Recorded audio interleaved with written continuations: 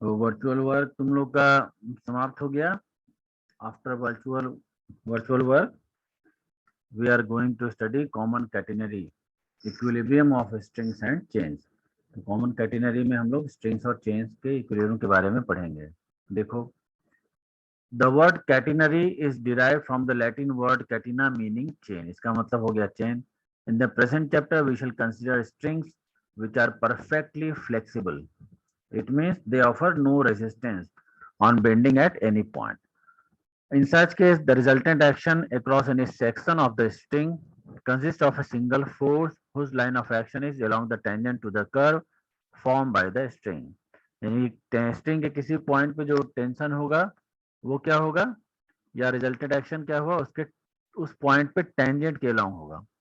The normal section of the string is taken to be small. String का normal section बहुत छोटा छोटा है and it may be regarded as a curved line. Flexible string क्या है? A chain whose links are short and perfectly smooth behaves like a flexible string. That is, strings which offer no resistance on bending at any point. यानी कोई chain जैसा है, उसमें छोटे छोटे link होते हैं, अगर वो लिंक का साइज बहुत छोटा है then it can behave like a flexible string. Suspension bridge क्या है? In suspension bridge there are two parallel chains with their ends strongly fixed to supports. दो पैरेलल चेन हो गया, उनको जो एंड है, जो सपोर्ट उनका वर्टिकल उनसे फिक्स रहता है। From different points of these chains hang supporting chains और rods which carry the horizontal roadway of the bridge. और ये जो चेन है उनसे भी हम सपोर्टिंग चेन या रॉड को लटका देते हैं जो कि ब्रिज के रोड को सपोर्ट करता है। द सपोर्टिंग रूट्स और chains are usually at equal horizontal distance from one another. यानी कि जो रोड की चौड़ाई है वो यूजुअली इक्वल रहती है। The weights of the chains and supporting rods are negligible compared to the weight of the roadway. The catenary, when very tightly stretched, becomes ultimately a parabola to a first approximation. With usual notations in a catenary, capital C represents the length of the, ये small c होगा, small c represents the length of the curve whose weight is equal to the tension at the lowest point. ये हम लोग को आगे मिल जाएगा इसके बारे में। जैसे देखो, कैटेनरी ऑफ यूनिफॉर्म स्ट्रेंथ क्या हुआ? When a heavy inextensible string hangs in a vertical plane from two given points, vertical plane में उसको लटका दिए हैं two given points से, and be such that its mass at each point be proportional to its tension at that point. किसी भी point पर जो उसका मास है वो उस पॉइंट पे उसके टेंशन के प्रोपोर्शनल है, then the shape in which it hangs is known as a catenary of uniform strength. तो इस तरह के जो शेप को हम लोग कैटेनरी बोलते हैं, यूनिफॉर्म स्ट्रेंथ का कैटेनरी। कॉमन कैटेनरी क्या है? When a uniform string or a chain hangs freely under the action of gravity, if suspended from its ends not lying in the same vertical, it forms a curve called common catenary. यानी कि दो point हमारे पास है horizontal ए और B, इनसे एक point पे chain का एक हिस्सा, दूसरे पे एक हिस्सा हमने लटका दिया, तो चेन अपने वेट की वजह से कुछ इस तरह के शेप में हो जाता है।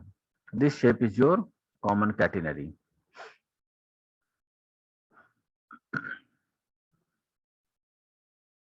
थ्योरम देख लो। A heavy uniform inextensible strings hangs freely under gravity being suspended from two fixed points not in the same vertical line. To find the equation of the curve in which it hangs.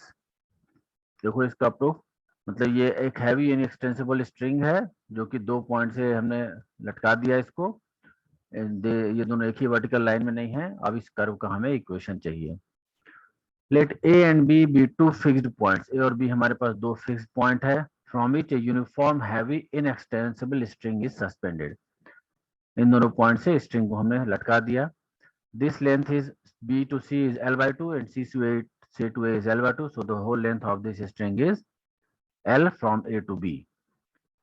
Let C be the lowest point of the curve, ये C इसका lowest point है, and P be any point of the string, ये P एक point है, इस point पर tangent है T जो कि x axis से psi angle बनाता है।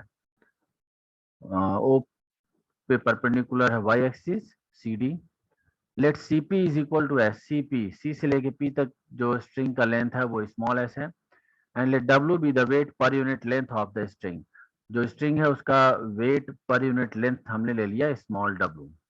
Late the tangent at P makes an angle psi with the horizontal, ये टेंजेंट पी पर है, हॉरिजॉन्टल से साई एंगल बनाता है।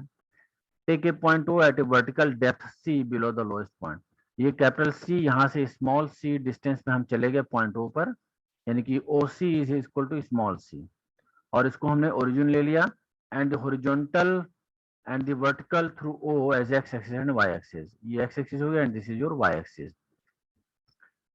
The three forces acting on the portion of the string are, ये जो पोर्शन है सी से पी के बीच में, इनके बीच इनको तीन फोर्स लग रहा है, कौन कौन सा?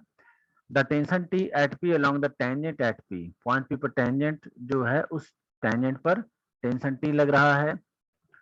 The tension T not at C along the horizontal line, यहाँ पर टेंशन टी नॉट लग रहा है सी पर, और एक और फोर्स लग रहा है, कौन सा? The weight W into S of the arc C P at it centre of gravity G, तो जो सेंटर ऑफ ग्रेविटी जी था यहाँ पर, ये फोर्स हमारा, ये सेंटर ऑफ ग्रेविटी, यहाँ पे फोर्स डब्ल्यू इंटू एस लग रहा है। देखो तीनों फोर्स कॉन्करेंट है, एक ही पॉइंट डी से जा रहा है, ठीक।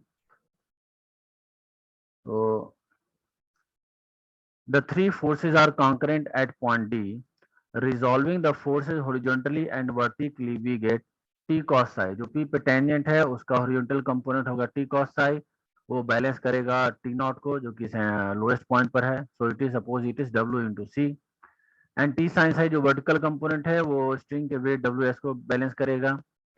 तो यहाँ से हम लोग टी को एलिमिनेट कर दें, so we get T sine psi by T cos psi W S by W C, so tan psi is equal to s by c, means s is equal to c tan psi. This is the intrinsic equation of the catenary, तो ये हमारा catenary का क्या हो गया? intrinsic equation हो गया। Now the slope of the tangent at p is dy by dx is written as tan psi, ये हम लोग जानते हैं।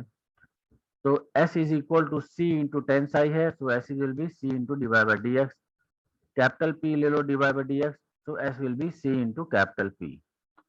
Now differentiate it with respect to x, then we get dx by dx is equal to c into dp by dx, और under root 1 plus P square is equal to C into D P by D X, क्यों? क्योंकि D S by D X whole square is 1 plus D Y by D X whole square, ये हम लोग जान रहे हैं। तो this is your P, so it is root 1 plus p square is equal to c into dp by dx, और dx by c is equal to dp by under root 1 plus p square। Integrate कर देंगे इसको, तो integration dp by root 1 plus p square is equal to integration dx by c, और इसका integration क्या हो गया? Sign hyperbolic inverse p, so it is equal to 1 upon c into x plus k where k is some constant। अब ध्यान दो eight c, point c जो lowest point है वहां पर x की वैल्यू 0 हो गई, और p हो गया D Y by D X, क्या हो जाएगा? टेन साई साई 0 हो जाएगा वहां पे, तो p हो गया 0। तो यहाँ पे रखो sine hyperbolic inverse 0 is equal to 0 plus K, यानी कि k यहाँ पे तुम्हें मिल गया 0। तो sign hyperbolic inverse p will be x by c, so p will be sin hyperbolic x by c, ये एक इक्वेशन हमारा निकला। so dy by dx is your sin hyperbolic x by c, और dy will be sin hyperbolic x by c dx, integrate करेंगे हम लोग, integration dy is equal to integration sin hyperbolic x by c dx, और y will be sin hyperbolic x by c का integration cos hyperbolic x by c divided by 1 by c plus k1, where k1 is constant। Again point C पर जो कि lowest point है, x की value 0 है and y is your small C, तो small C will be c into cos hyperbolic 0 plus k1, तो cos hyperbolic 0 1 हो गया, so c is equal to c plus k1, यानी कि k1 मिल गया 0, so y will be c cos hyperbolic x upon c। अब ये क्या हो गया? This is the Cartesian equation of the catenary. इसके पहले हम लोग निकाले थे s is equal to c tan psi, this is your intrinsic equation, and s y is equal to c cos hyperbolic x upon c, this is your Cartesian equation of the catenary.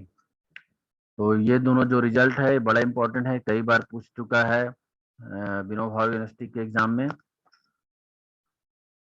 Next देखो some important results, y is equal to c into cos hyperbolic x upon c, ये हम लोग यहाँ दिखा चुके। dy by dx is equal to c into sine hyperbolic x upon c 1 upon c। तो dy by dx is sine hyperbolic x upon c, ये भी हम लोग पीछे देख चुके हैं। s is equal to c tan psi हम लोग देख चुके हैं। So it is c dy by dx means c into sine hyperbolic x upon c। y square is equal to c square plus s square.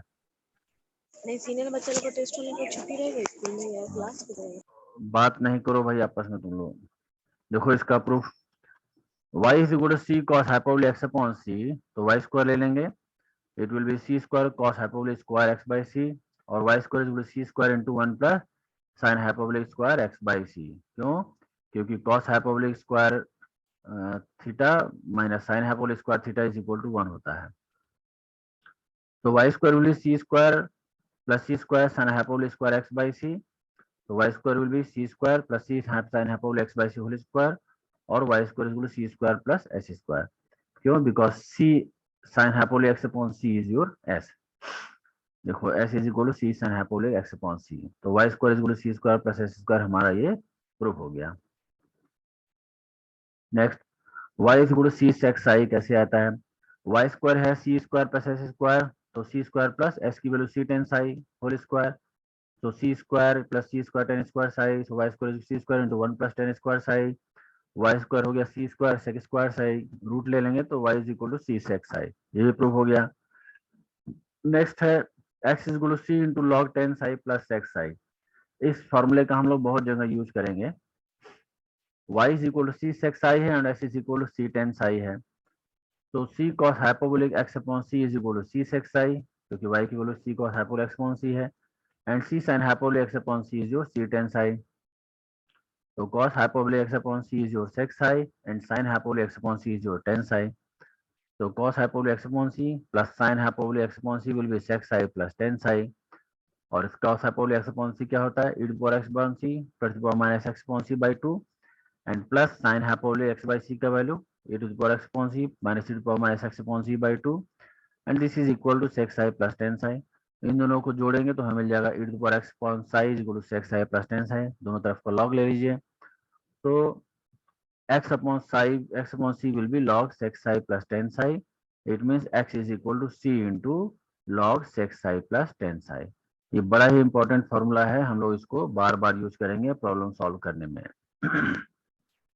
इसके बाद है x is equal to C into log Y plus S by C. देखो since x is equal to C into log sec psi plus tan psi है, और s is equal to C tan psi है, y is equal to C sec psi है, यहाँ पे substitute करेंगे value ten Sai और sec psi की। So x is equal to C into log, ये सेक साई मीन्स हो गया y by C plus tan psi means हो गया s by C. So it is x is equal to C into log y by C plus s by C. तो x is equal to C into log y plus s by C, prove हो गया। Next है t is equal to w into Y C, t cos psi is equal to w C and t sin psi is equal to w into s। तो इनका square करके जोड़ देंगे, t cos psi whole square plus t sin psi whole square is equal to w C whole square plus w s whole square. तो T square into cos square psi plus sine square psi equal W square into C square plus S square, और T square into 1 equal W square into Y square, क्योंकि Y ये हो गया Y है square हमारा, और T will be W into Y. तो ये रिजल्ट हमारा ऑल्सो प्रूव हो गया। तो आज के लिए हम इतना ही करेंगे। अगर तुम लोग को कोई क्वेरी है अभी तक में, कोई प्रॉब्लम है तो पूछो मुझे, और इनको नोट कर लो। ये कैटेनरी का ये पोर्शन बड़ा ही इंपॉर्टेंट है, और कुछ एग्जाम्पल करा देंगे, उसमें एक क्वेश्चन जरूर आता है इससे, निश्चित आएगा, इसलिए इसको तैयार अच्छे से कर लेना है।